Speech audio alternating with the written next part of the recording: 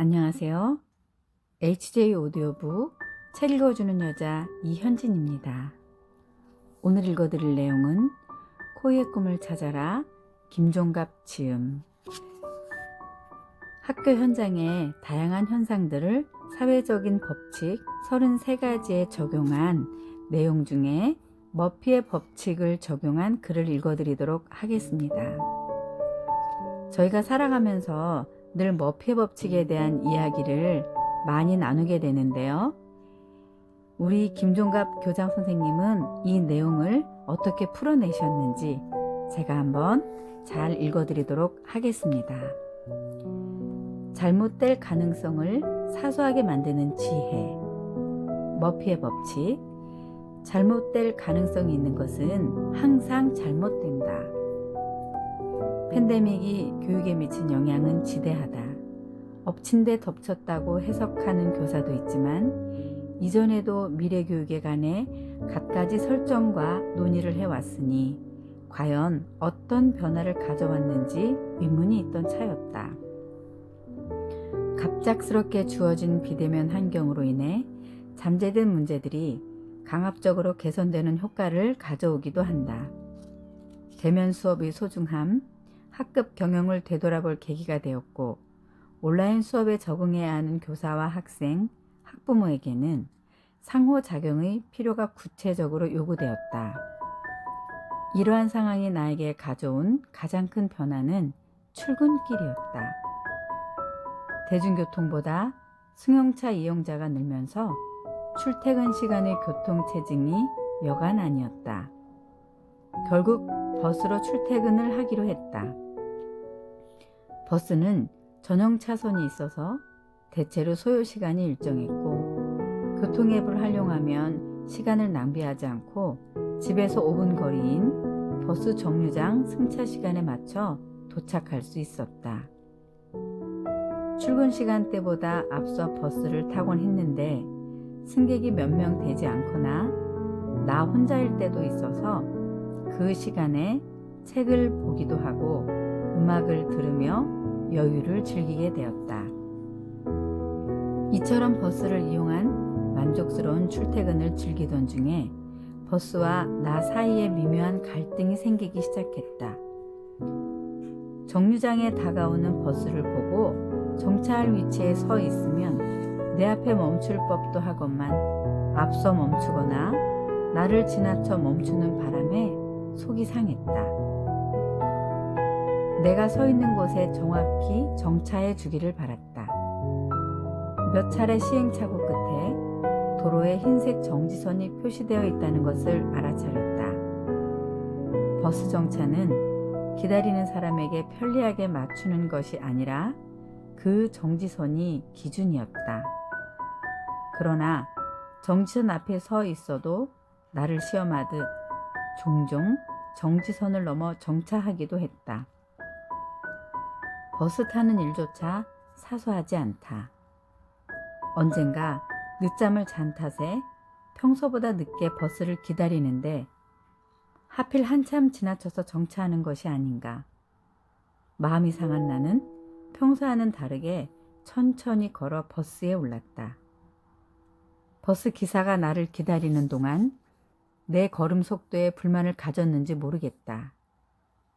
나를 태운 버스는 잠실대교를 횡하니 건너갔다. 그런데 앞불싸 사거리에서 자동차 사고가 나는 바람에 차들이 꼼짝도 못했다. 얼마나 기다렸을까. 버스는 다시 출발하고 몇 정거장을 지나 여자 승객이 정차하자마자 내리더니 재빨리 다시 올라탔다.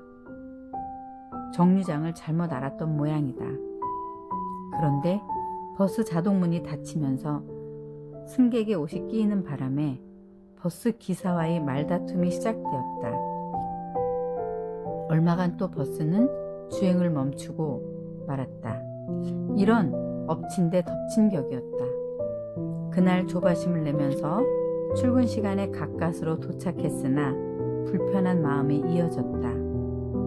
그 마음이 예감한 듯 장갑 한 짝이 보이지 않았다. 버스기사와 승객의 말다툼이 길어지는 사이 정신없이 버스에 놓고 내린 모양이었다. 그야말로 머피의 법칙이 계속해서 일어나고 있었다. 그날 아침은 길기만 했다. 마음을 가라앉히기 위해 진한 커피를 마셨다.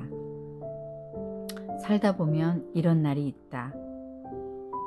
일상이 평화롭기만 바랄 수 없고 내 계획대로 움직여지지도 않는다. 이처럼 나 스스로 개선할 수 없는 불필요한 스트레스에 노출되고 만다. 많은 학생과 여러 교직원으로 구성된 학교에서도 이러한 현상은 수시로 또는 갑작스럽게 다가온다. 교사는 교실에 들어서야 하루가 시작되는데 우선 학생들이 모두 출석해야 안심한다. 학생들 사이에 문제가 발생하거나 간혹 수업 시간에 학생들이 짜증내는 소리를 들어야 할 때도 꽤 스트레스가 작용한다. 가장 고달픈 아침은 교무실 여기저기 전화벨 울림이 시끄러운 날이다. 어쩔 수 없이 신경이 쓰인다. 대체로 아침 전화는 그리 좋지 않은 일이다. 아파서 지각 또는 결석을 한다는 학생의 전화이거나 아예 학생을 학교에 보내지 않겠다는 학부모 전화이기 때문이다. 그런 일도 유난히 엎치고 덮치는 날이 있다. 그런 날이면 교무실 분위기는 전화벨 소리가 요란한 만큼 긴장감이 흐른다. 어디 그뿐인가 교무실에서 동료 교사들 사이에 견해 차이로 부딪히는 일이 생기고 소위 꼰대 교사에게 조언이 아닌 직언을 듣는 후배 교사는 힘이 없고 행정 업무에 서툰 교사에게 심한 꾸지람을 해서 오늘은 지나치다는 생각이 이어지기도 한다. 동료 교사들의 관계가 무너질 경우 그 파급 효과는 도미노처럼 학년부장 교사에게 영향을 주고 결국 조직의 갈등으로 이어지기 마련이다. 이럴 때일수록 리더 역할이 중요하다. 관리자는 중간 관리자 역할을 존중하고 상하 관계를 조정하여 해결할 책임이 있다. 동료 교사들 사이의 소통과 연대는 리더십이 적절히 영향력을 발휘할 때 원활하다. 학교 생활의 어려움은 동료 교사들의 관계에서 가장 많이 나타난다. 보이지 않게 서열이 존재하기 마련이어서 초보교사는 선배 교사와 관리자에 의해 부당한 스트레스에 놓이는 경우도 상당하다. 하필 심성이 나쁘다는 선배 교사를 그날 대변하게 되어 관계가 더 틀어진다거나 그렇지 않아도 관리자에게 밉상인데 큰 실수를 하고 그것이 인사정책에 반영되는 등 계속해서 그릇된 방향으로 나아가는 경험을 하게 된다. 1949년 미국 항공사의 엔지니어 에드워드 머피는 충격 완화 장치 실험이 실패로 끝나자 잘못될 가능성이 있는 것은 항상 잘못된다고 말했다. 이에 따라 어떤 일을 시작하려고 할 때 2가지 이상의 방법이 있으며 그중 하나의 방법으로 잘못된 결과를 초래하는데도 누군가 또 그 방법을 쓴다고 주장했다. 이러한 머피의 법칙은 좋지 않은 일이 연속해서 생기며 자신이 원치 않는 방향으로 일이 진행될 때 주로 응용한다. 미국 정신의학자 아서 프리먼은 머피의 법칙이 심리현상적 의미를 내포한다고 했다.